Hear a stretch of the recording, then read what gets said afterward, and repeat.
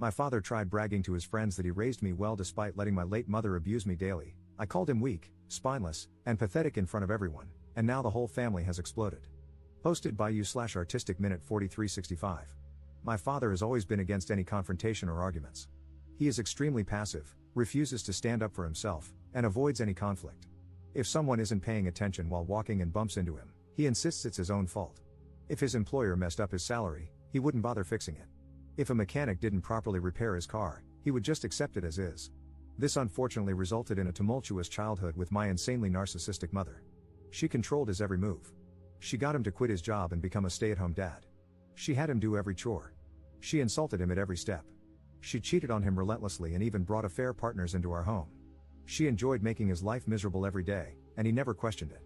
My extended family, God bless them, were there for me as much as they could be. They tried for years to make my father leave, but he never budged. When she directed her anger at me, in the form of screaming, insulting, or general demeaning, my father never once found the guts to stand up for me or support me. When I was a kid, if I cried to my dad about something my mom did or said to me, he would sweep it under the rug or insist I forget about it. He would even try to justify it. As I grew older, it really set in for me how messed up this was. My mother gladly kicked me out of the house when I was 18, and my father just sat there looking sullen. He didn't say a damn thing. I joined the Air Force almost immediately and got stationed on the other side of the country. The dynamic was awful, and I could have easily gone down the incel route if not for therapy and the amazing people I met along the way. It took years for me to get into a better mental space. I was filled with hatred. My mother left my father 2 years after I got stationed and utterly destroyed him in the divorce. She was unalived a year later in a DUI with one of her affair partners. I took a lot of joy in hearing that it took her hours to unalive, and that's when I knew I really needed help to process things. I'm almost 30 now, have a girlfriend who is perhaps the best thing to ever happen in my life, and she fully understands the situation with my family. I have learned not to allow myself to be consumed with anger and resentment by my past, or so I thought, and instead put that energy toward my future. I have been extraordinarily low contact, nearly no contact, with my father since I left. As much as I try, I cannot make that connection with him. I recently went to a family reunion and brought my girlfriend with me.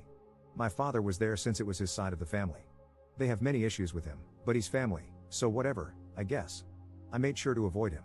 I was chatting with my uncles when I heard my father talking in the background. He was discussing how a co-worker of his was going through a divorce after discovering his wife was having an affair and was positioned to have a very favorable outcome. My father remarked that his co-worker should work to forgive his wife and, in his own words, set a good example for unity and forgiveness, and how he believed he had set a great example for me in that regard. I swear it was like a switch went off in my head, and I was mentally back to being that rage-filled 18-year-old. All these years, and he never learned a damn thing. I turned to him and asked if he was effing serious. He looked at me and started to stutter. I know the next minute was pure word vomit, and I can't relay it perfectly, but to sum it up, I shouted that he was a pathetic father, a pathetic man, that his family all knows he's a disgrace of a human being who would rather let his son be treated like crap than defend him because he's a effing coward. No one would ever see him as an example to live by, his wife would rather sleep with half the neighborhood than even touch him, and he should never ever believe anyone respects him. I began to derail and ramble between my shouting, and my girlfriend quickly took me out and drove me home. It was insane how quickly being away from him made me feel better. She just held me when we got back and told me it was okay. Again, she's the best thing to ever happen to me. I was ashamed of how I lost it and am now going to resume therapy, that's a given. However, I'm glad I finally unloaded what always needed to be said onto him. Extended family is pretty mixed in their reactions. His brothers, my uncles, said it was time for him to hear it from me. My grandparents are pissed that I did it in front of the entire extended family, with some saying I should have done it behind closed doors instead of in front of everyone. Relevant comments. Commenter. All I can say, based on your post and this interaction, is that your anger is deeply misguided. You're failing to recognize the truly horrifying thing. You're behaving like the very mother you should actually hate.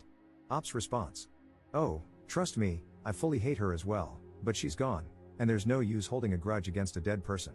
I had hoped, though, that after his son made him an outsider in his life, his family openly joked to his face about his failings as a father, his ex-wife drained him of everything and left him starting over in a one-bedroom apartment, and his friends slowly left him one by one out of embarrassment, that maybe, just maybe, he would have had at least one moment to reflect and consider that he should have done things differently. Update 2 days later. Thanks for the advice and recommendations, even among some of the responses calling me the jerk. However, some of them needed to be addressed because they were either hilarious or cringe-worthy.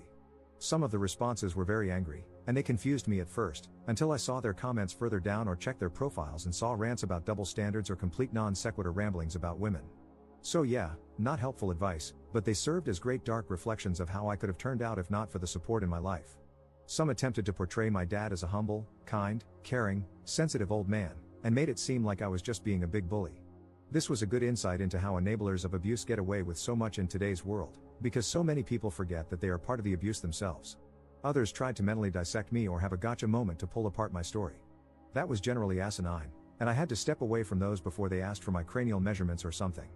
So, it was pretty much the next morning when I realized I needed to address the events of the night before. I first spoke to my girlfriend and gave a sincere apology for having her see me like that. She reassured me that nothing was wrong. She's known me for years, has always known me to be level-headed, and understands why I snapped. She has her own history of dealing with narcissistic families, so she absolutely understands the dynamic. She only really suggested that it would be best to work on spending time around my extended family since my father will always be there.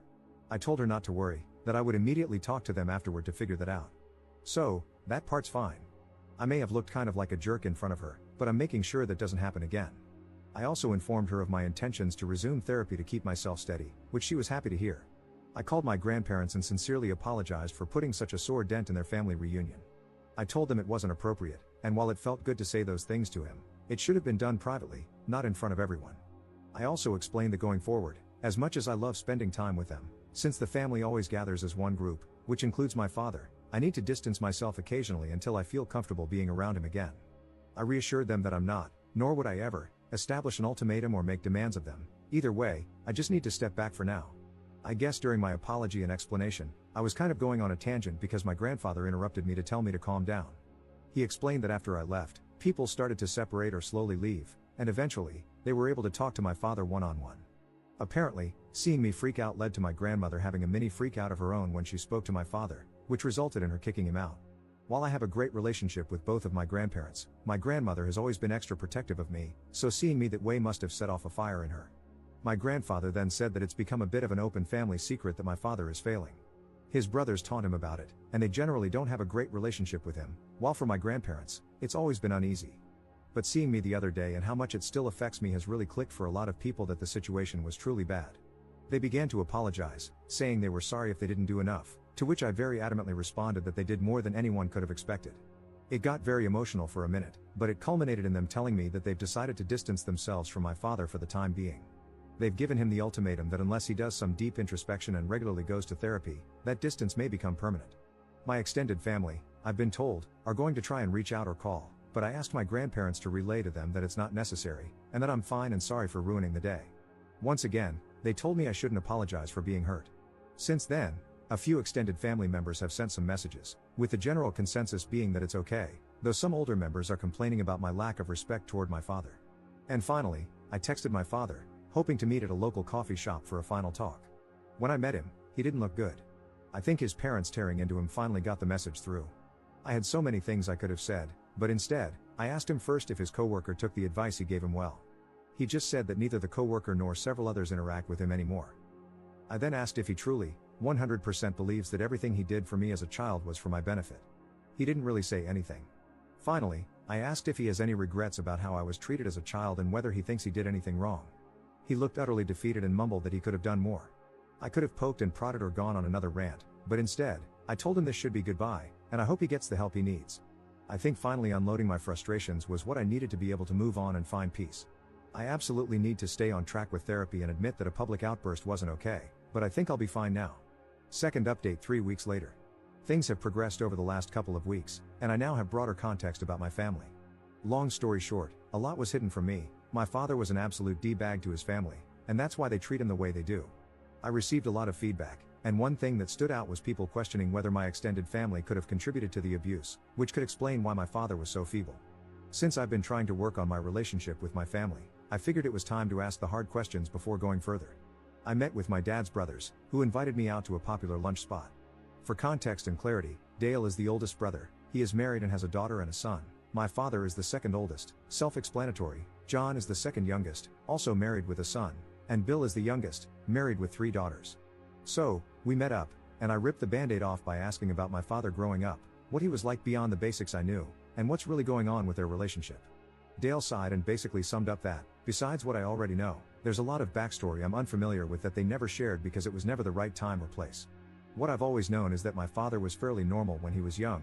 He was a little shy but fantastic academically, played sports occasionally, and had a close-knit relationship with his brothers. However, everything started going downhill when he met my mom during his junior year of high school. What I didn't know was that my father was a guiding figure for his two younger brothers and was generally seen as one of the nicest people, with a bright future ahead of him. My grandparents adored him, and he even became a bit of a golden child, but no one minded because of how well he treated everyone. The reason his family doesn't respect him now is due to how his behavior changed once my mother became attached to him. It started out simply: my mother acted rude and distant toward the family. They weren't huge fans of her, but since my father loved her, they tolerated it. She became possessive, slowly isolating my father and convincing him to give up his ambitions and goals. The family grew concerned and spent a long time trying to talk to him, urging him to leave her. My father didn't budge and began lashing out at them. When I was born, my extended family tried to approach my father about my mother's attitude. My father became angry and even threatened to report them for harassment. He was in complete denial about her behavior. When Dale's wife was struggling with fertility issues, my mother sent her appalling and cruel messages. Furious, Dale confronted my father, but instead of defending his sister-in-law, my father told Dale to drop it and even justified my mother's behavior. Dale punched him, and the situation nearly involved the police. From that point on, Dale hated him. John grew to despise my father when my mother insulted his son, who has mild physical disabilities. Instead of defending John's son, my father made a joke about what she said, which solidified John's hatred for him. Finally, Bill, who had always idolized my father, tried to tell him that my mother had made a pass at him and urged him to get a divorce. My father's response was a furious call filled with hate and words that completely severed their relationship. To sum it all up, the more time my father spent with my mother, the more he began to mirror her attitude. When my family saw signs of abuse toward me and tried to intervene, my father threatened to lie and accuse them of worse things. My mother had money and lawyers, and she could make their lives hell if they tried anything, and my father was fully willing to let her. They were stuck and could only do so much at a time. The older members of the family, like my grandparents, great-aunts, and uncles, believe in the traditional mindset of sticking together as a family no matter what, while the younger generations want to keep their distance from my father. They're all stuck between a rock and a hard place. There's more they told me, but it essentially boils down to the fact that my father chose to lay on the hill for my mom, ruining his relationships with his brothers in the process. And when she died and left him destroyed, he probably had to come to terms with the fact that it was all for nothing. My grandparents seem unwilling to accept that he's truly lost, or maybe they still hold out hope that he can fix his life. Who knows? It's been a lot to process, and my father confirmed all of this when he called me to ask about family therapy with us. I cut to the chase and asked if what I heard was true, and he said yes. I might have agreed to family therapy before, but now I have no idea. Notable comments. Commenter. You were basically your dad's meat shield throughout your entire childhood, and apparently, that was a pattern. Turns out, the man threw his own siblings under the bus as well. And now the idea is family therapy. If something is so deeply ingrained that he's willing to throw his child and siblings to the wolves just to maintain his own illusion, then I really don't think let's work on our relationship is the way forward. If anything, if I were you, I'd be very wary that this is just his latest attempt to let others take the heat while he stays out of the spotlight, pretending to be the good guy. Third update 2 weeks later. I came to the decision that it was time to cut off my father for good. The more I learned about who he was, the more I realized that nothing good would come from having him in my life. I'm also going to put some minor distance between myself and my extended family on his side until I can process things more. There's just a lot to work through there. I met up with my father one last time in a coffee shop to talk things over. I asked him one last time, why? Why did he do all this? Why did he let his wife treat everyone like crap? Why did he treat his family and me like crap for her? Why did he do all this? He tried to weasel his way out, but I absolutely demanded to know. And he basically answered that it was because he loved her. Yep, that was his stupid answer. He loved her and just clung to her no matter what she did. No matter how much she hurt him or others, he was an insecure man who latched onto the first woman who showed him attention. Even when she slowly destroyed his life, he thought it was better than trying again. I just got up and told him to fix his life, but I wouldn't be a part of it. I hope he has the sense to understand why. No matter how he tried to word it, I had 2 abusive parents. He didn't say anything, just stared at me. Which leads to last night. I got a call from my grandparents that the night before, my dad had tried to call his brothers and make peace. Unfortunately, from what they said, he did it in the most lackluster, avoidant way possible, sparing himself any guilt. That didn't go well. After recent events and old wounds being dug up, they gave him a verbal lashing that made mine look microscopic in comparison. My dad hung up and lost his crap, decimated his entire apartment before packing up what was left and driving off. They only found out because one of his brothers came to check on him. From what they can tell from the few texts they've received, he's lost his mind after decades of crap and is driving to the other side of the country to start fresh. Also, from the minimal communication they've had with him, he's acting incredibly vile toward them, and they say he seems to be acting just like my mother. Edit. Things are progressing/spiraling very quickly, and I'm expecting this whole insanity parade to come to a conclusion within a few days at this rate. I won't make any real update until I have all the facts, but I'm just glad I made the decision to move on. Fourth update 3 months 2 weeks later. For those who stuck around, I'd say it's over and as wrapped up as it can be. My girlfriend/fiancé and I are getting married later this year. My father is alive. He lost his crap and spiraled, but a couple of weeks later, he came back. His apartment obviously barred him from returning and is pursuing legal and financial damages against him. He has no job anymore and is staying with my grandparents. He has hit rock bottom and has finally taken responsibility for his life, his choices, and his damaged relationships. It's too late for a lot of the family, but his parents are seemingly offering some help now that he's finally trying to fix things. However, the extended family as a whole has kind of blown up. My father became a mascot for deeper family issues that had been worsening over time. There are far too many to go over, but when he was finally called out, everyone realized there was no use in ignoring everything else going on. Minor feuds have formed, some people aren't speaking to each other, and some have entered marriage counseling and family therapy. People don't want to live by the but family mentality anymore. My fiancé and I have decided to distance ourselves. We were kind of disappointed, as we had hoped that since her family is insanely toxic, we could lean on mine. But I've come to realize mine has far too many issues to be reliable. Thankfully, we have a fantastic group of friends, so we'll be fine. And that's about it. I'm wrapping this up and moving on to a far less bitter lifestyle.